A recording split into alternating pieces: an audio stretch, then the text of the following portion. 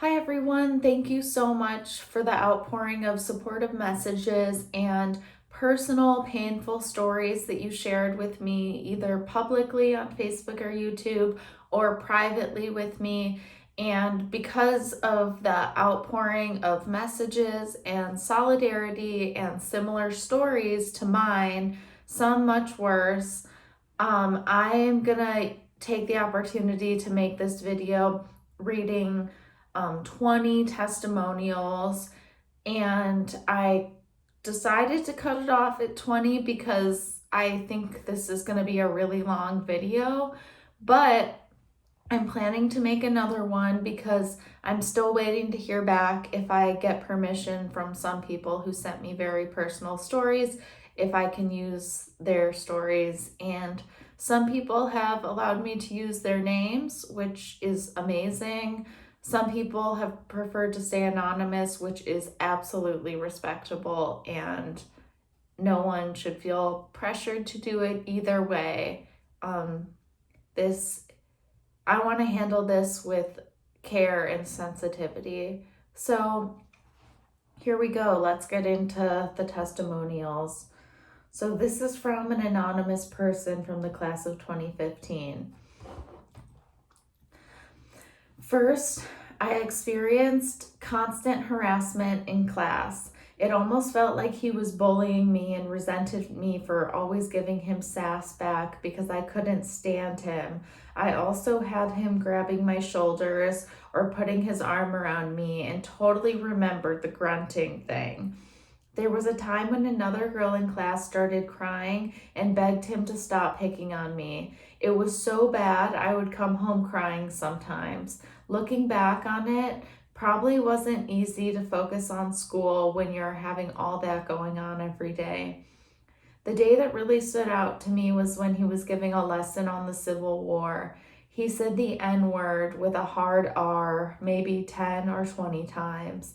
He then turned to me and goes, "If I was a white slave owner and you were my black slave and I raped you, would that be okay?" To which I was so shocked and I was like, absolutely not. And he responded something along the lines of, "Actually, it would be fine because that's just how it is and you're a slave." It was so disgusting. I constantly went to Miss McMahon's office to complain about him, and I had a meeting with her and him about my grade in the class, and remember him freaking out like a child would because he was upset with me. My mom and I waited till the end of the year to meet with Mr. Groom and Dr. Lorden about how inappropriate he and his behavior was. We waited to show we were unbiased and in the best interest of the school. They wrote everything down as if they were going to do something about it, and I left that meeting and never received any apology or follow-up. Wow. Kind of miraculously, in response to this first anonymous comment, Allie Hypes commented publicly on Facebook about this incident as well. She was in the classroom that day, and here's what she said. "I wanted to contribute to the ongoing discussion regarding Mr. Quinn, as I think the more people who voice their experiences with him, the more evidence there is against him. I had Mr. Quinn as a history teacher my senior year. Here are a few of my experiences with him over the course of the year. First of all, he was inappropriate and abusive every single day. He was always too close to students and touched them freely. He had the most volatile mood and would go from syrupy sweet to screaming in a matter of minutes unprovoked. He harassed students daily for no reason at all. He openly discussed grades and how a student was doing in front of the whole class, and the most important part about this is that he relished in it. He found our reactions to his rage funny and genuinely enjoyed, literally laughed at our discomfort. This alone is grounds to fire him and take legal action. but that was just an average day. During his lessons on the slave trade, which, mind you, followed no logical progression or curriculum, we had these same lessons or discussions all throughout the year whenever he felt like making us uncomfortable. But during these lessons, he focused very specifically, very intentionally on discussing the rape of slave women. As if that isn't awful enough, he would bring this up and then proceed to interrogate young girls in the class, saying, "How would you feel if that was you?" and literally delight in our reactions. Whenever anyone refused to answer, he would not leave them alone without an answer. When people would say how awful this was that he was asking, he would just continue asking. His insistence upon humiliating people for his own pleasure was predatory. If that isn't enough, lest we not forget how he would gaslight the entire class over a simple thing as homework, saying for us to turn in an assignment he had not assigned. And when we told him this, he would argue, saying he had assigned it and we couldn't get out of doing our homework. But he made this a game. He would say crazy things and moments later deny saying them. I honestly, at the time, just thought he was senile and had a bad memory, but he would do this constantly. I had a bad habit of falling asleep in class, and several times he would wake me up by bringing his face as close to mine as he could and wait for me to open my eyes. He terrorized the students, and ultimately one day I stood up for someone in class that he was making cry, and he started belligerently harassing me and getting in my face. I told him he could not treat students in that way and tried to leave the classroom because at that point I was crying and felt unsafe. He tried to physically prevent me from leaving, saying that I couldn't without his permission, to which I said I was going to report him for his behavior. I eventually maneuvered around him and tried reporting it to a counselor, which was a fruitless endeavor as they thought I was just upset and didn't have legitimate claims against him. Here's what I will end with. Mr. Quinn was friends with my dad's family when we went to Fenwick. He knew my grandparents, and many of my dad's siblings went to Fenwick. My grandmother died when my dad was young, and when my Aunt Katie was still in high school at Fenwick, Mr. Quinn went to the funeral. One day in class, I have no idea how this conversation started, but he was always asking too many personal and confusing questions. But he at some point denied my grandmother's death. He literally said that she didn't die. It wasn't that he didn't remember, it's that he literally said I was wrong.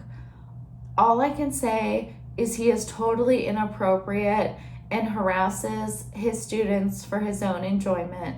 The fact that Fenwick still hasn't done anything about this is truly outrageous because they know he has been around too long for them to deny knowing these things. And in that way, they are complicit in protecting a man who harms students mentally, emotionally, and physically. Thank you, Allie, for that. I appreciate you so much. Number 2. Hi, just wanted to reach out and say thank you for sharing your story about Mr. Quinn. It is so traumatizing to hear your story, and I hate that you haven't had any sort of justice from Fenwick. When we were friends at Fenwick, I remember talking to you about Mr. Quinn and how he would inappropriately ask you about your love life, homecoming dates, and comment on your beauty. I can't remember the words, but he said something along the lines of getting you a homecoming date that would match your stunning looks, or something to that degree. I hear you and I believe everything you said. My friends have countless stories of the arm thing, getting uncomfortably close to your face while talking, inappropriate touching, hugs, rubbing shoulders. One of my friends transferred out of his class because of his harassment. I remember one class, Mr. Quinn came up behind me and started giving me a shoulder and back massage, like actually digging his fingers in. And I remember feeling so violated and helpless. I just wanted to reach out to you so you could know that I believe you and my friends all believe you too. Number 3. Class of 96 here, you are a brave woman. They have been putting girls through this since day one. Number 4. Hi, Helen. I wanted to reach out and let you know that I admire your strength and hope you get justice for how you have been wronged. I remember my junior year, I was in his U.S. history class, and from the first day, I just had this horrible feeling about him. After that, I moved all the way to the back of the classroom. He always made me feel so uncomfortable, so I avoided him as much as possible. Thank you for being brave. Number 5. This is from someone who currently works at the school, and they messaged me, and I'm going to keep them anonymous.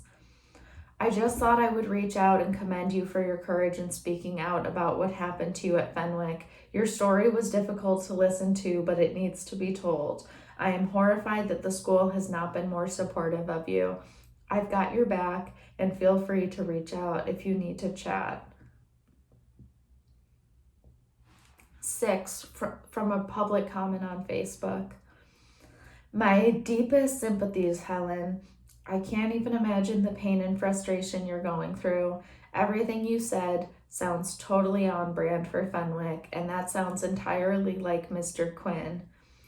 I attended Fenwick from 2006 to 2010 and also experienced abuse there. The only sexual abuse was from older students. I never reported it, but when word got out 4 years later, Mr. Groom tried to convince me it was my fault. It was a disciplinary action against me since the perpetrators had already graduated. And the ways the teachers emotionally manipulated and exploited vulnerable students, not the wealthy legacy students, surely, is especially outrageous. I've emailed the school about this on a few occasions too, with no response. Mr. Quinn frequently singled me out in his class and in the hallways as well, in a way that bordered on obsessive, and he always made me feel like human garbage. I don't know why it took so many years to put words to it. Perhaps years of therapy helped, so thank you for your witness. You shouldn't have to go through this, and it's a terrible example of the school's Christian mandate to comfort the afflicted and seek justice for all. That was a very brave comment. Number 7, Friar of 91, amazing share. A lot of memories were triggered. It lit our class of 91 text thread, all guys back then, 13 of us on the thread, on fire. It's strange that those read all that experienced the arm thing knew it was uncomfortable, but just wrote it out. We do a 91 guys weekend and he still routinely comes up. Good job, good luck. 8, hi, Miss Helen. Definitely don't call me Miss Helen. I'm a junior at Fenwick High School, and I'd prefer not to share my name for the sake of anonymity. Just know I'm a real person. I just want to preface this with saying that I am inspired and proud of you for speaking up about the issue. I know it's difficult. Based on what you said in your video, I assume that the last thing you wanted to do was make this public, but that might have been the best thing to do in this situation. I have also been a victim, not by the same person, but by someone else close to me whom I admired. Several students have been talking amongst themselves about walking out and speaking against your abuser until our school does something in your name. Their treatment of the situation is absolutely terrible and disgusting. This school has been my only safe space, and today I learned that it has never truly been safe, and it will not be safe until your abuser is in prison. Now that we know about this, we will not let it stand. Know the students of Fenwick are here for you, and we will not stop speaking out until something is done. You are not alone. Please remember that. I hope you're doing well. that's just incredibly brave. And comments like that just are what fuel me to continue this work. 9. I am an alum from Fenwick from '93. I was very impressed by the video you posted about that scumbag teacher, Quinn. He should have been fired, charged, and put away over 30 years ago. It's an outrage that he's allowed to continue his disgraceful, disrespectful ways. My child is a student there now, and when he told me Mr. Quinn was still there, I adamantly informed him to stay far away from him. I was there before the school was co-ed, and he liked to do the same thing to guys there. He tried with me in his history class, and I grabbed and wrist locked him in the middle of American history and told him to keep his hands off me. I had friends that played basketball for him that would tell me they stopped showering after practice because he would sit and pretend to grade work and watch the team showering. He's a disgusting individual. I want to let you know that I stand with you against this man and anyone who let him continue there. I graduated from Fenwick last year, 2021. I saw your YouTube video today, and I wanted to express my gratitude to you for your bravery and strength in holding Fenwick accountable for their complacence in creating an environment that protects abusers. I can't express how much it truly means to me. I don't want anything I say to be triggering to you, so I completely understand if you disregard the remainder of this message. I'm completely content with leaving you with my gratitude. However, it feels as though it could be an expression of solidarity if you have space for it, especially since I feel that giving some context might make the depth of my gratitude towards you easier to understand. When I attended Fenwick, Mr. Quinn was horrible to me, calling me slurs, touching me randomly, making sexual innuendos about me in front of a class, and one time asking me if I knew what deep throat meant, in reference to Bill Gates' scandal. He made this comment in front of the full class. Mr. Quinn would approach me in other classes for years after I had left his class and make similar comments and invade my space in ways that frightened me. He called my sister, who was 12 at the time and not even a student at Fenwick, a derogatory term when she shadowed his class at Fenwick, making her immediately discount the school from her high school prospects. The minimization of my situation and others that I faced while attending Fenwick made me feel as though I was being overly sensitive, uncooperative, and generally antithetical to Fenwick's purpose, which Mr. Quinn was inextricably in line with. This feeling of self-hatred and alienation grew worse as, at the same time, I faced unbearable physical and sexual abuse from another student, one who remains a pillar of the Fenwick community since his graduation.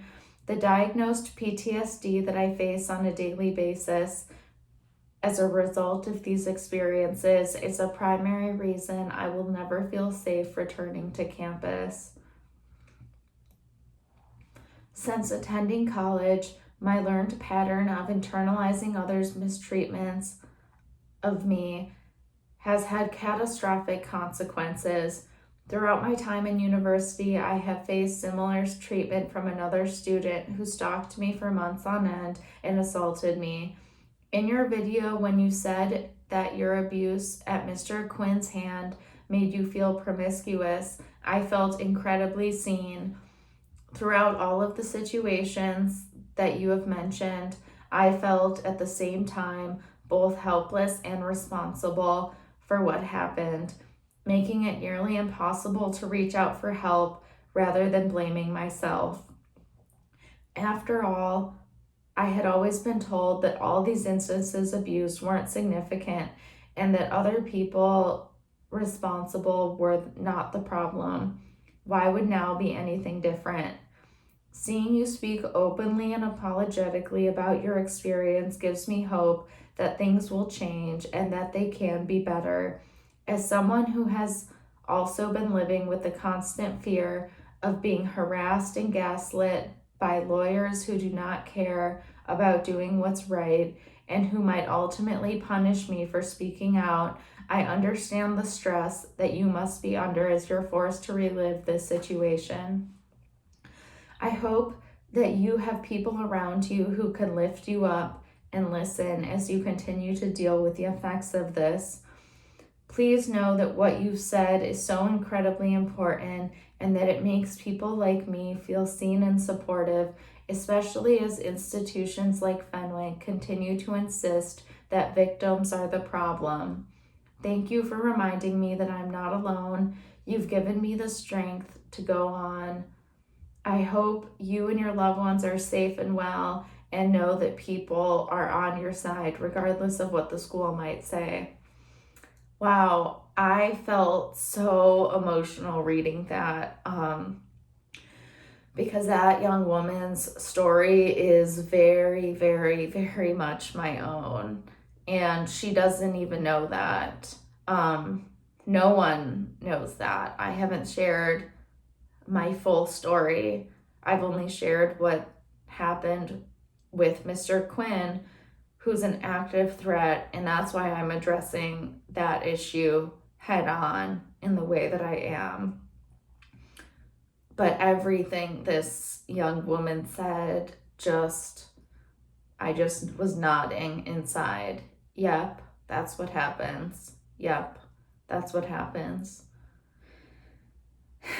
And I guess I could use this story to share something a little bit more personal about myself so that people can understand the implications of this type of harm more. And yeah, many people have said that his hands touching them made them feel promiscuous, disgusting, bad, and that's absolutely how I felt. He made me feel utterly disgusting and had really serious implications. So today I'm actually 7 months sober and 9 months recovering from bulimia.